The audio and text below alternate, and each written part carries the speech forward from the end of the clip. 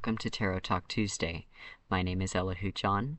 I read for the collective every week and post here, as well as post a written transcript on Sundays or Mondays. This week we are diving into some new energy, and it's going to be beautiful. So without further ado, I would like to read what was channeled. This collective reading for November 3rd through 9th is entitled Clarify Your Intentions. And I'm just going to read off of my screen. Everything that is was created from the blank material of Source. When something is created in the mind, it manifests in the physical according to that blueprint. Therefore, it is important to clean up your blueprints in that space before creation. Earth life has introduced a space between intention and creation that we as humans came here to take advantage of in our growth experience. I know it feels like we are trying to gain the opposite, less space between intention and creation, but what we are actually doing in this life is finding the balance of the pause and using it to double-check our intentions. This is also why we need the contrast of light and dark. Without that contrast, we would have nothing to compare our attempts at creation to. Sacred geometry is the study of manifesting ideas. We can manifest in small or large scale because the blueprint of the geometric intention is a predictable and repeating pattern. So too, our deepest, simplest intentions can be either large or small and still hold their original intent. Complicated designs may seem easier to create because they remind us of our imperfect executions in their variations and interest. We have sentimental attachment to these combination creations when we recall being praised for our efforts. We may also have negative feelings if we were criticized or shamed for our early attempts. There is a difference between deliberately complicated intentions and accidentally complicated ones.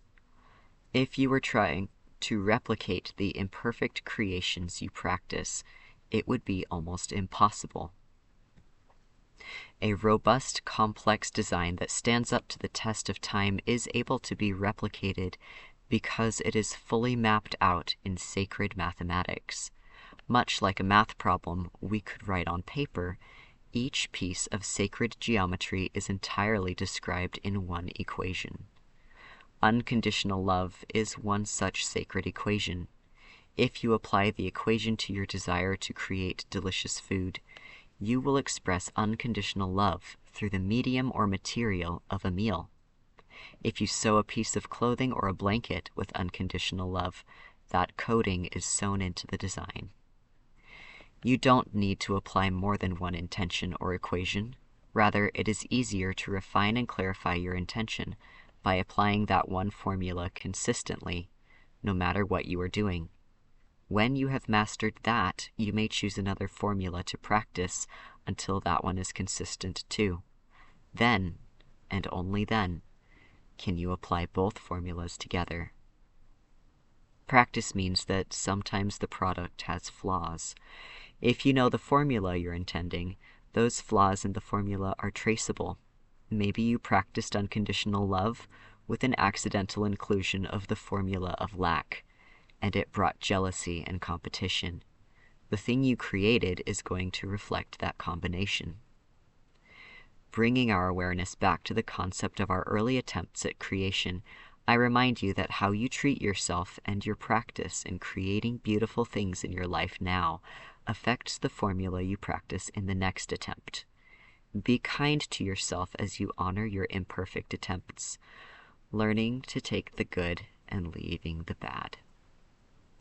Some helpful mantras when we encounter criticism. Yes, some of this is true. I'm getting better as I practice. My next attempt will be even better. I am doing exceptionally well given what I have to work with. A helpful mantra when we try to use objects or services that have been made with mixed intentions. Yes, Some of this is good. Thank you for the good. We can then separate and clear out the negative. I do not receive the negative, and still use the positive. If you're resonating with this info, know that the universe loves you and is so happy to be sharing this information with you. You're ready to put your intentions into action and create the beauty you came here to create. Congratulations on achieving this much in your journey so far. Elihu John. The image that I received with this transmission was one of looking into a nebula and plucking strings from it. Like taking a jumbled up spider web and just pulling out all of the strings and having it unravel. When we look into the energy of what we want to create, we often see it in parts that we can understand.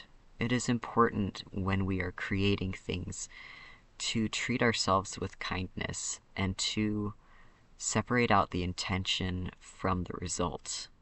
Sometimes our intentions can be mixed in ways that we did not realize. So being more intentional with what we are creating is about becoming more conscious of those intentions. It's interesting to me that the collective reading has gone from holding space for people being human to teaching how to manifest, teaching how to be aware, and giving real practical advice for this next step in our incarnation. I find it very healing to be able to channel this information, and I hope you do as well. Let me know what you think. At this point, I would like to pull a card for those who are watching at any time that they are watching, and this message is timeless. Whew.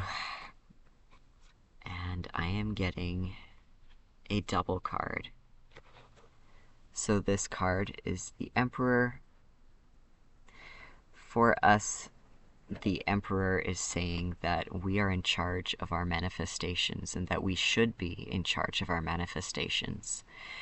Even when we feel like we are competing with other creative forces, which, to be fair, sometimes we are, it is important to come back to our own sovereignty and to come back to our own understanding of our personal frequency of light. With that, we also got the card Faith. Trying to have it be seen. And it's about community and about relying on the energies that present themselves with the way that they're actually presenting themselves. Part of trusting that we have good community is trusting our intuition when we read their frequency and their energy, when we read their intention. It is important for us to remember to read and check our own frequency and intention, and also read and check others, and then to follow our gut and do the best thing that we can do, or simply observe if we don't know what to do. So that is the important information that came through in this collective reading. I hope that you enjoy it. I will post the link to the collective reading so that you can read the transcript. And if you are interested in a one-on-one healing session, I also have a booking website that you can visit for that. Earlier today, I posted a video in group healings that I feel is a beautiful contribution to the ascension of Earth. That was what it was intended for. It is a replay of a live video, but with that replay, it is also useful to watch, and it is also timeless. So thank you for supporting my channel. Please like, share, and subscribe, and please check out my links. I appreciate your support. Have a great rest of your week.